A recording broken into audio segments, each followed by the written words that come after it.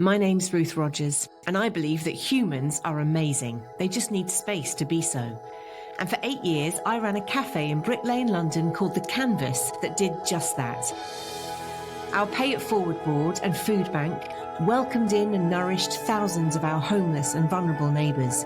And our space hosted and hatched hundreds of positive projects created by amazing humans who had an idea to help others and needed space to do so.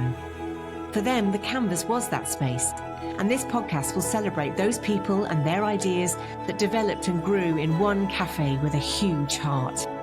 This magnificent space was forced to close in 2022, so I'm also exploring in this podcast the next steps for the Canvas, chatting to some of the biggest names in community building and people power.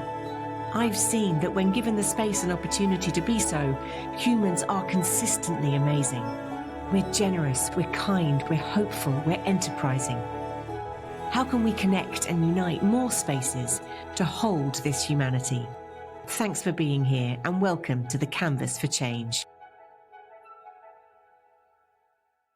And I'm really excited to welcome today the co-founder of South Asian Sisters Speak, or SASS, Shirin Shah.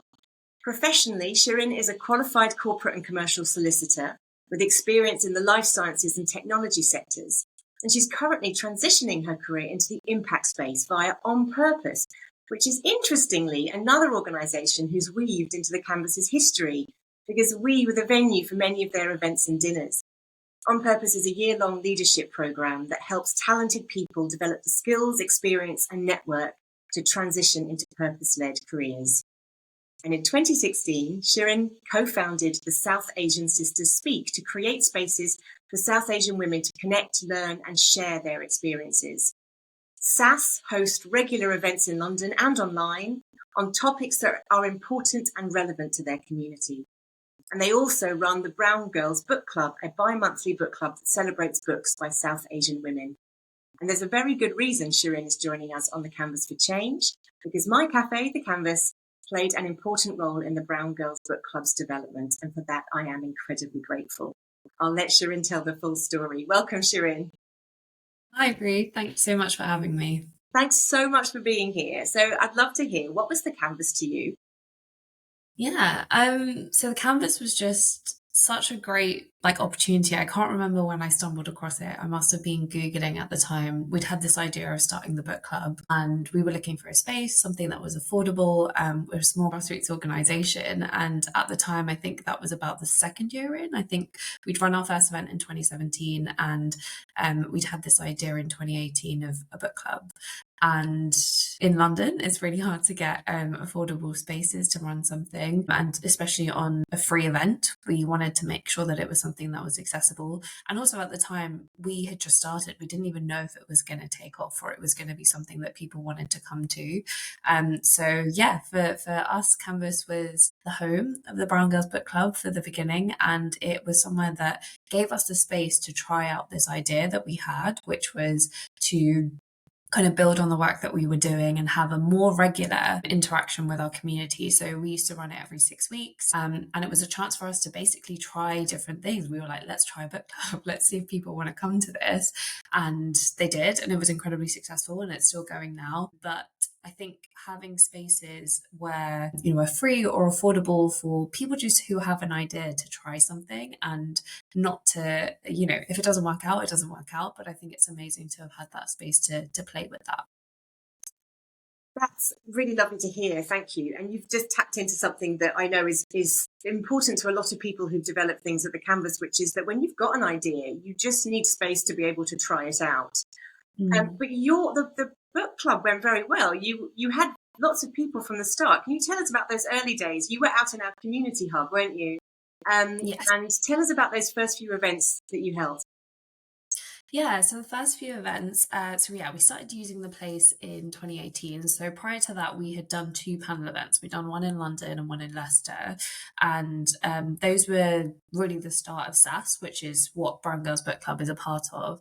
And that came very much from just wanting to create space for South Asian women to discuss our identity, like what it means to be British or living in the UK, as well as of South Asian descent. And off the back of that, we had this thought of, in our education system, like I never read books by people who looked like me or who had similar like cultural experiences growing up in the UK. And I really wanted to create a space for people to start to read different books, like things that we could really resonate with. And through that, also be able to discuss some of the different topics that are brought up by that. It's a really great way to get into a lot of difficult, gritty, taboo topics, like whether that's mental health or domestic abuse. Like you can use a novel to really actually address some of these like really complex issues that particularly affect our community. So that was the kind of idea for the book club. And so the first few meetings, I remember we'd announced it at our Leicester event, like this is, what we're going to start doing, and we're going to be doing it in London. And the response was amazing. And I remember at the time, actually, it's kind of crazy because we're still doing it all these years later. I had not read many books by South Asian women. So I actually thought we were going to have about 5 sessions and then run out of books. Like I didn't even know of that many books, but there was loads. And obviously now we're still going like 5-6 years later. And there's so many more books as well coming out now, thankfully, because publishing has become more diverse and is becoming more diverse. But it was incredibly successful, and we used to be able to fill out the space in the canvas. We probably have like 15 to 20 people there. And it also actually, the people who used to come in the early days, we've really had a lot of regulars. And I think for us, it really built our relationship with our community. Some of those people really turned into friends. They're people who still come to our events now. And it was amazing to just fill a room with other South Asian women who were passionate about it as we were, and wanted to read and really wanted to engage. And I think also from there, it kind of built our sense of community that then allowed us to try different things and kind of build on the work that we were already doing, which was amazing, especially with, kind of limited funding and being very early days. It really allowed us to see how important it was as well, and how much demand there was for what we were doing. And I think having those, I still have this feeling when we run an event, but when you run an event and you see the impact that has on those people, whether it's people coming again or new people, and they tell you, I've always wanted a space like this. I think to have had that on a regular basis every 6 weeks, to see people old and new coming and saying, this is amazing. Like, I'm so glad that I found this, and I feel really comfortable, like connected with people. I feel like people here understand me, was really amazing. From what you've said, it sounds like the South Asian Sisters Speak and the Brown Girls Book Club were kind of developing at the same time. You had your 2 events in London and Leicester for SASS, at the same time as, maybe a few weeks later, launching the book club at the Canvas. Talk us through the development of both those concepts. You've touched upon it already, but I'm so interested in how people have an idea and then actually turn it into reality. So maybe let's look more about SASS then. While you were developing the book club and seeing just how important it was for a community to start being built, what was going on with the development of SASS alongside that? So the origins of SASS. So in 2016, I'd spent some time traveling, and I'd come back from that and was introduced through a friend to Sheetal, who's the other co-founder of SASS. She's no longer involved now, but she stepped back a couple of years ago, but obviously we built the whole thing together. And we were introduced to each other. We actually lived down the road from each other. We both grew up in Harrow, and decided to go for a coffee. And we'd both done a lot of volunteering, working kind of with young people and things like that. And we both felt that there was a need for a space for South Asian women to just come together to safely be able to talk about the issues that we face and the nuances of this kind of like different cultural influences that we felt on ourselves, particularly in your early 20s, which I think I was like 21 or 22 at the time, like really navigating that as you become an adult, like the different influences and what your family might want from you and, the community at large versus like who you are as you're developing into your own person. So that felt particularly strong on a personal level for me at that time. And I think we applied for some funding, which O2 used to have this, I think it was called Think Big, where you could get £500 to just run any idea. And so we'd applied for that. And that was the money that we used for our first event in London, which I think was April 2017.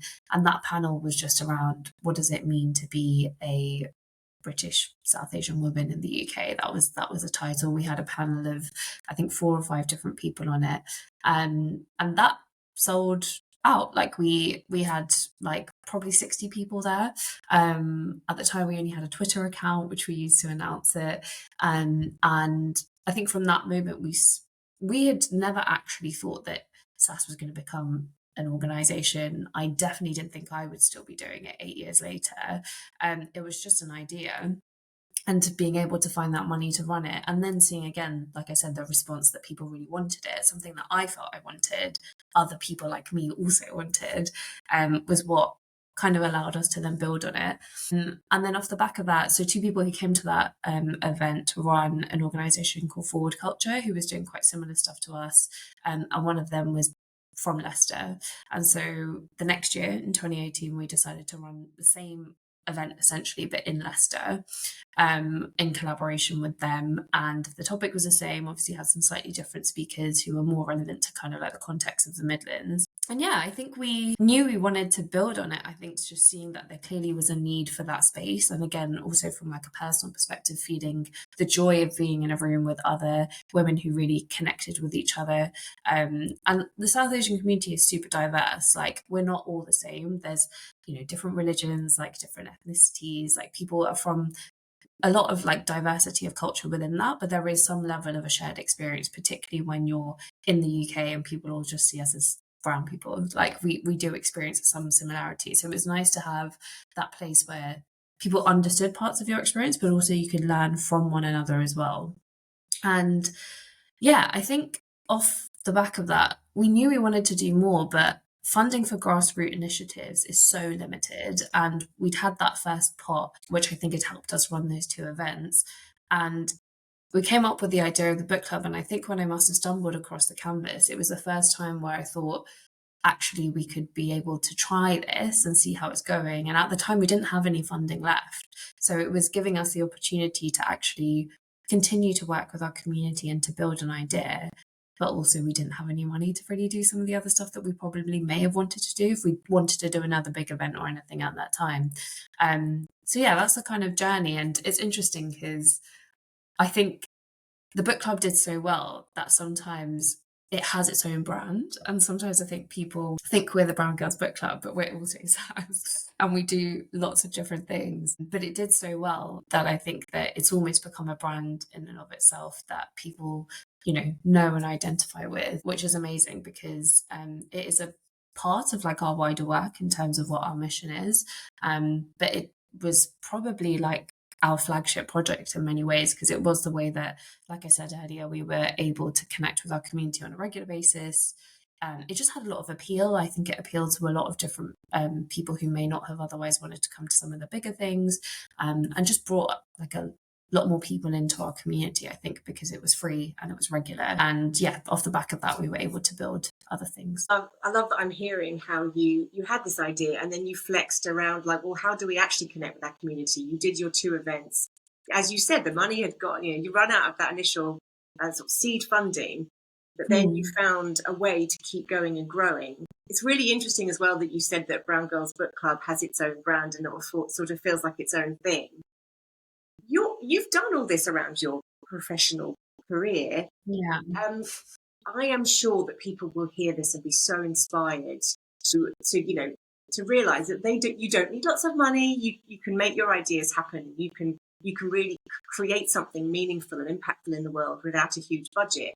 But please, could you share with everyone what is the work that needs to be done when you're setting up something like this?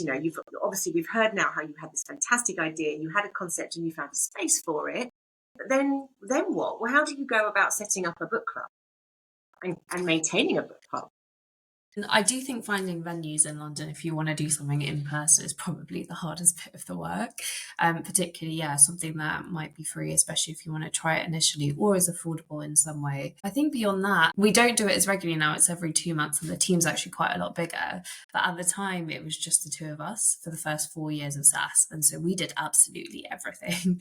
And at the time, I was a trainee in a big law firm in the city, so I was also working horrendous hours, and it meant sometimes I couldn't even make it to book club, or if I did, I was coming straight from work and getting there at almost 8 p.m. So I think the work behind it was, there was a work of like creating the brand, and there was a lot of building I feel like now, if you look at our social media, there's like a consistent story and we really know who we are. But at the time, we were kind of building that.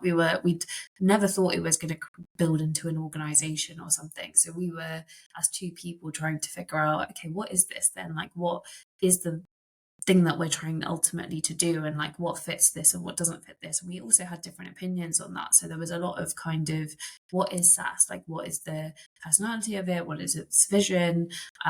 What does feel like us? What doesn't feel like us? And I think figuring all of that out, which I think just kind of happened naturally, but also like a lot of reflecting as well.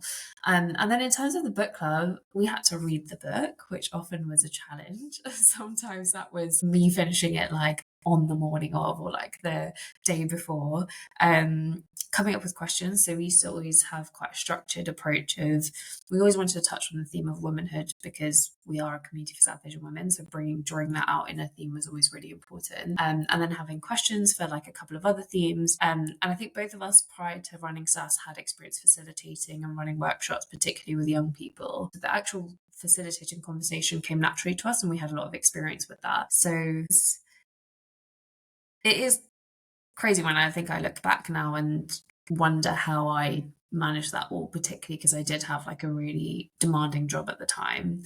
But I had always, and I'm now transitioning my career into the impact space, and SASS has been such an important journey of that for me, because I always found, when I started my corporate career, all my passion was going into SASS. Like, I probably, I'm not very good at switching off. Like, I was always thinking about it and put so much of my love into like wanting to grow it, because I felt so much joy from doing it. Like, one, finding that personal space for me that I really resonated with these people and could talk about these things I was thinking about, but also seeing the impact that we were having on other South Asian women. That just gave me so much joy, and I just really wanted to kind of put all of my energy into that. So it was, sending emails at all sorts of times of the day, messaging, after work at like 10 p.m, just to keep it going and to see like how we could grow on what we were doing as well. Well, how wonderful that you were able to listen to that kind of authentic self that was clearly beating in your heart, and you're now transitioning through on purpose into a more impactful professional career, and you've grown SASS and the book club. It's really impressive. I hear you about, you open your laptop up at any time of day or night for the thing that gets you up in the morning. So what were your most special memories then of those early days running the Brown Girls Book Club at the Canvas? Ooh, I think it would be probably especially the first couple, seeing people come. And also at times I remember having a couple where the space was full, like I don't even know if we had enough chairs. I think that was amazing because, as I said, we thought of this idea, and a lot of the work now we're a little bit more informed. Like, we run community surveys and we try to lead with that in terms of what we do for our community. But at the time, like I said, it was very like, what would I have wanted, or what do I want as like a South Asian woman in my early 20s? And I think just seeing that had resonated with so many people was kind of crazy. I remember as well, there was quite a lot of people who were new to London. And I'm like born and raised in London. So, aside from running SASS and work, I already had like my network in London of like my friends and my family. But actually, for a lot of people, and I've kind of heard this anecdotally from a lot of people, I think SASS has been like a really great place for people who've moved to London, like to be able to find, a community that's like them if they didn't really have friends who were South Asian or other South Asian women. And I've heard, London can be a really intimidating city for a lot of people. It can be really hard to meet people. So I think to be able to come to a book club where people are from similar cultural backgrounds, might understand where you've come from, are interested in similar things, I think it really created this like sense of community for people in like a really big city, that can be very intimidating, and it can be quite hard to connect with people. So I think that for me, hearing how much it helped people almost like land in London and be a place for them to create connection and to feel a sense of belonging as well, in a very big, fast-paced city. I think that's something that's like really stood out to me over the years. And as you know, because we've spoken about it, and anyone who's heard further episodes of this podcast will know that I'm looking to see how the Canvas comes back into the world, and you have just very articulately described so many reasons why having space where people can connect and make friends, but also do something impactful, meaningful, especially if it's got a catering infrastructure, because you can do so much good with a catering infrastructure. And a cafe is an accessible space. There are cafes in every single neighbourhood, and I'm interested in how I might connect and unite existing cafes to take on the elements that the Canvas would do every day, things like a pay it forward board, a food bank, and free community events. What are your thoughts on that concept? Yeah, I mean, I love the idea. I think it could be incredibly powerful. And the climate for like grassroots community organizations is really tough. Like, it's really difficult to get funding for the work that we do when you're not incorporated in some way. You're not a charity, you're not a company. It's incredibly hard to get money. And it's also incredibly hard, especially now, like in the last few years in London, to get like affordable spaces. There's something as well about the cafe, which I remember with Canvas particularly, but I think that is really true, especially to like community oriented events. It's quite a welcoming space, you know, like there's something different about if you go to a big event and it's at a conference hall or all these things, like it can be quite intimidating. And I think there's something really nice about, you know, a small cafe. I think that feels, hopefully for a lot of people, especially if you're going to something new, a lot more approachable. It's probably a lot more intimate, the event as well. And so it's a bit easier to like connect with people rather than going to like a really like large event that might be a little bit more daunting as well. So I think the idea of having local cafes and being able to kind of open their spaces in the evenings for events would be amazing. And I think that, you know, as you've said, like it is mutually beneficial. There is bringing new people into your cafe. People probably want to support that cafe if they're doing things like this, which are for good as well. So you get kind of new clients, new people coming to your neighborhood and to your cafe, but also you're able to really, I think, give back to your local community to create spaces for creativity, for community, for ideas to blossom. And I think that that's like an incredibly powerful thing. And to be able to have that, you know, around the UK, for example, and for people to be able to build some of the projects like that you've had on this podcast. But also I would love the idea, you know, for like our book club, for example, for people to, I could say like, oh, this cafe in Birmingham is doing this. And if somebody in our community wanted to start running like the book club, for example, but like a Birmingham edition in person, because we can't be everywhere, I would love to be able to be like, you could use the space. They're kind of affiliated with where we started our book club, and we could help work with them to create that. And it could be something that could be replicated like around the UK. I think that could be such a powerful concept of just like spreading so much good, and also benefiting those businesses at the same time. It would make my heart so happy if the Canvas network could also take with it some of the projects that developed out of the first one. That would just be incredibly beautiful. So watch this space, everyone. So where's the Brown Girls Book Club now, and what's next for you? Yeah, so the book club is, so we now hold it at St Margaret's House, who are, you know, an amazing kind of organisation and building in East London. Um, they kindly offered to take us on, so we've been able to stay in East London, which is nice. And then yeah, we've continued to. So during COVID, actually, we did a lot. I think running events online is obviously more cost effective as well. And we did really see, like, particularly around mental health, I think we felt like there was a really strong need for nuanced events around kind of supporting our community with their mental health at that time. I think, you know, particularly when it comes to mental health, a lot of things aren't that culturally nuanced. And so we did a lot during that time, actually. And that's actually where I think we realized the reach of our work. So we've always been quite London focused, but you know, we had people from all over, including like globally, joining some of our virtual events. So I think it's amazing to see that like we've our work has kind of resonated, and a lot of people around the UK as well as sometimes as abroad have like really connected with that. And then coming back out of COVID, we had a lot of internal changes. So, yeah, as I mentioned, the other co-founder decided to take a step back. A few of the other people in the team also left. So we're now a new team. There's 6 of us. I'm the only like original kind of person on the team. But yeah, we've just gone back to the stuff that we've done. I think we've really enjoyed being able to do events again in person. So, you know, recent things that we've run is Like we do storytelling events. So we did one recently on the topic of love, and it could be any form of love. And actually that was the opportunity for our community to like physically get up, take a mic and say whatever they wanted to. So that's been really powerful, to be able to just get back into spaces and run really meaningful events in person. And again, to see people connecting with each other.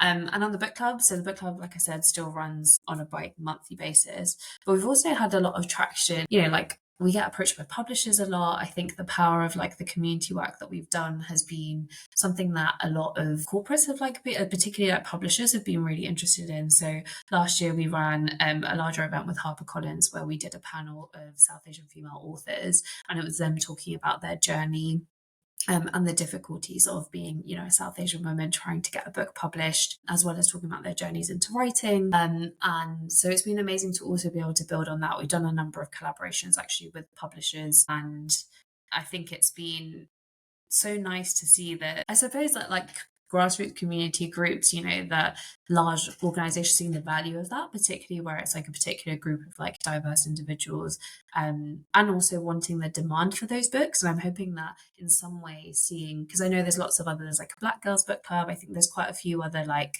book clubs that are specific to different communities, that their existence is also encouraging in some way. I'd like to think the publishing sector to become more diverse as well in terms of the books that they support.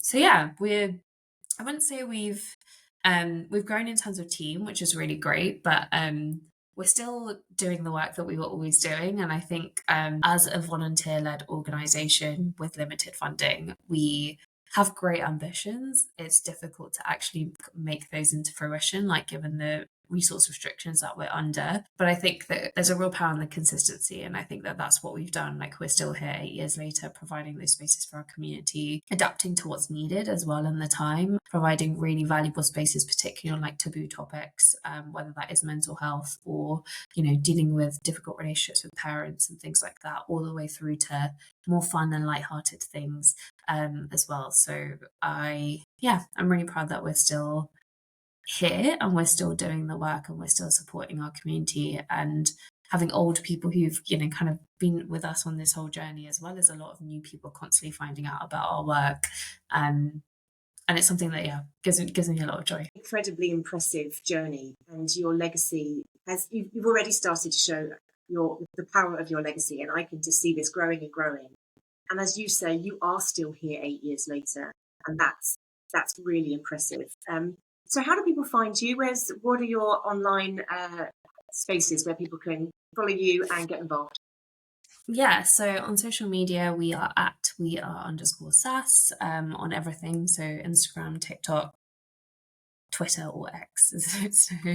But we're most active on Instagram. We've also got a newsletter which you can sign up to, so that's on a monthly basis. You get something from us in your inbox, which is a little personal message from one of the team, as well as what's going on, and we also give opportunities for our community to share their stories in the newsletter as well.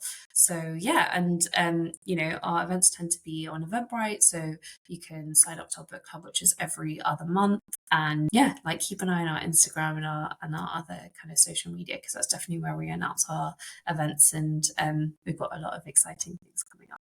Wonderful. Well, I urge you all to do that and follow _SASS. Also, I'm loving the consistency, because I ran a business that had different handles for every single platform, it seems. So well done for being professional when you set that up. And finally, Shirin, what I'm doing with all the guests is I'm asking you to pick a number between 1 and 6. And I have here 6 questions that were on the walls of the canvas. Mm-hmm. So pick a number between 1 and 6. I'm going to ask you to answer the question. 4. Oh, you couldn't write this. You couldn't write it. It's name a book you couldn't put down. Oh my gosh, what a perfect Such a good question for you. I'll do one of the ones which was probably one of our earliest book clubs and still one of my favourite books. And it is called The Erotic Stories of Punjabi Widows by Bali Kaur Jaswal. And it is amazing. It's very like I remember reading it on the train and being like, oh my God, can anyone see what I'm reading? And so it's about this young woman in Southall in West London, and she starts this writing group within her Gurdwara. And it's actually just it explores like sexuality from like the older community and like the ways they talk about things, which is like not directly but using like kind of metaphors and things. And there's some really like it's just a great book. It's like it was really the character who was like a young British South Asian woman like working with the older community, and so that really resonated. I remember like her struggles that she was going through in the book were something that a lot of us felt like really related to us, as like and many people in our community like myself are like born and raised in the UK but of South Asian descent, but also actually like sex is such a taboo topic in our communities, so to read a book not only where there was like open like eroticism and things like that and written in a really interesting way, but also of the older community and of older like South Asian women was like so unique, like something that is definitely not spoken about in our communities and you would never even think of. So I don't even think you have to be South Asian to read it. I think it's an incredible book. I think it's written really well, and some very sensual, some of the descriptions in there as well. So definitely quite enjoyable. So yeah, that would be one of mine. As my all-time favorite book club pick as well. Thank you. I will put the link to that in the show notes. Shirin, thank you so much for your time talking to us today and for building something so inspiring and clearly so powerful with the potential to replicate in other areas. I would love for our journeys to coincide in the future. So let's look out for that. And I wish you so much luck in the future. Thanks for having me. Thanks so much for listening to these stories of hope. Please share, like and subscribe, and look out for new episodes every week. And hey, I'm exploring how we might connect and unite existing cafes to add on the activities that the Canvas saw would bring so much help and happiness to our community. Things like a pay it forward board, a food bank, and community events. Do you know a cafe that might want to get involved? Maybe you own one. Please get in touch. You can send me a DM on Instagram at The Canvas for Change or email me at ruth@thecanvascafe.org. Wouldn't it be wonderful if we could create a network of cafes, all of them offering spaces for humans to be amazing? Let's make it happen.